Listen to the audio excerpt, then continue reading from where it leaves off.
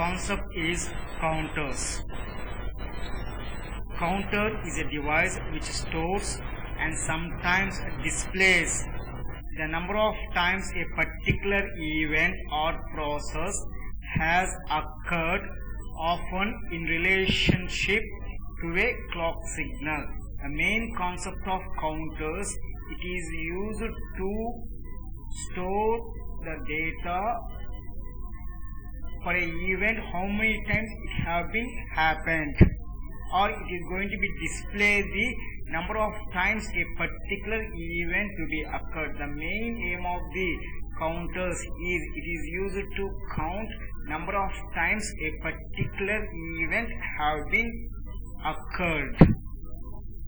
Counters are used in digital electronics for counting purpose. They can count specific event happening in the circuit. In the electronics, counters can be designed by using flip-flops. Types of counters. Counters can be implemented by using register type circuits like flip-flops, and these are classified into different types and few of them are discussed below.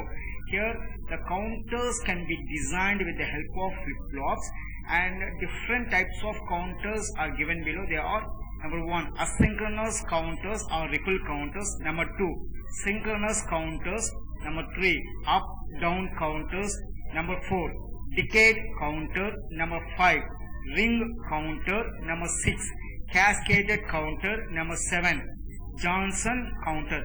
So out of this 7, we are going to be discuss asynchronous counter or ripple counter and synchronous counter. Asynchronous counter. Asynchronous counters are also called to be ripple counters. Why they are called ripple counters? Because the first flip-flop will only clocked by the external clock, and other flip-flops are clocked by the output of the preceding flip-flop. Here only for first flip-flop you will be having the clock signal which is given by the external clock, and for second flip-flop the clock signal will be the output of the first flip-flop. That's why this is called to be an asynchronous counters. Second point, asynchronous counter is one in which each flip-flop is triggered by the output of the previous flip-flop, which limits the speed of the operation. Here, so the second flip-flop, the clock signal will be triggered by the output of the first flip-flop.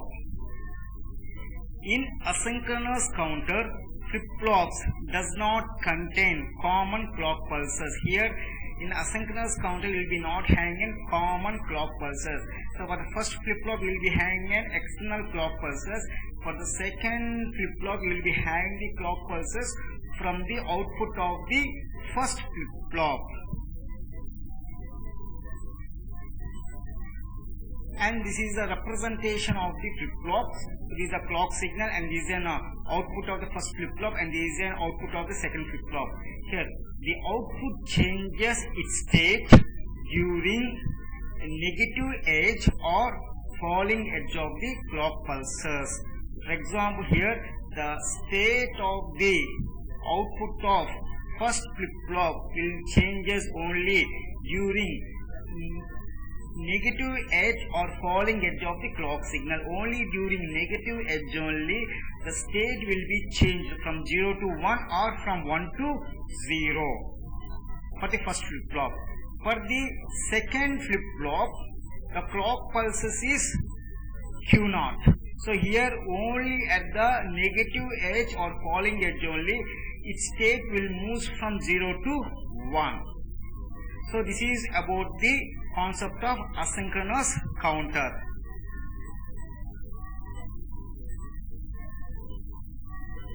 Synchronous counter. In this type of counters, the clock inputs of all the flip-flops are connected together and are activated by the input pulses, so all flip-flops change state instantaneously. In synchronous counter, all flip-flops will be having the same clock pulses, so it can change state instantaneously for all the flip-flops. So this is the representation of the synchronous counter. Here the input JK flip-flop 0 are connected to high. So here, so this is the first flip-flop 0, FF0. So its input is connected to high. Next, JK flip-flop has its inputs connected to the output of JK flip-flop 0. So here what they are telling, the input of JK flip-flop 1, the input of JK flip-flop 1 is connected to the output of the flip-flop 0, output of the flip-flop 0.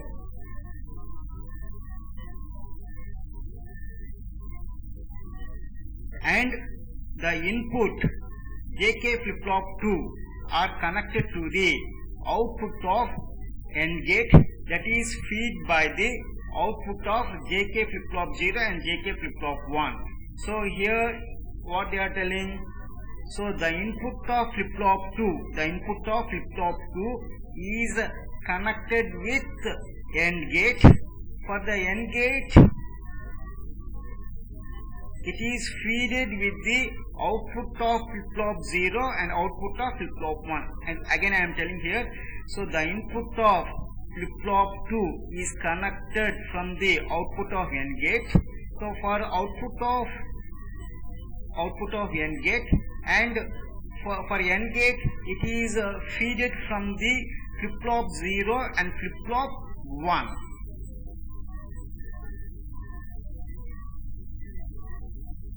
When both outputs of JK flip-flop 0 and JK flip-flop 1 are high, the positive edge of the fourth clock pulse will causes the JK flip-flop 2 to alter its state because of the AND gate. Here, due to having the AND gate, if both FF0 and FF1 flip-flops are high, at that time only its state will be altered for FF2 due to presence of AND gate. Why?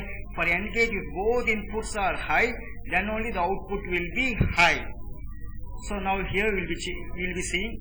So here is the fourth clock, this is the fourth pulse. So the fourth pulse represents the output of the FF2. So here it alters its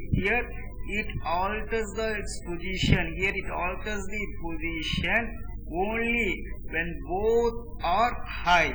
So when both are high, it moves from 0 to 1. So at this point, so the output of FF0 and the output of FF1 both are high. So at this point only, it moves its state from 0 to 1. So this is about synchronous counters. So applications of counters. The applications of counters are frequency counter, digital clock, time measurements,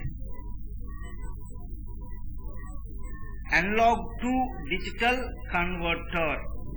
Here the main purpose of counters, it is used to count a particular event happen in a particular process or in a particular system.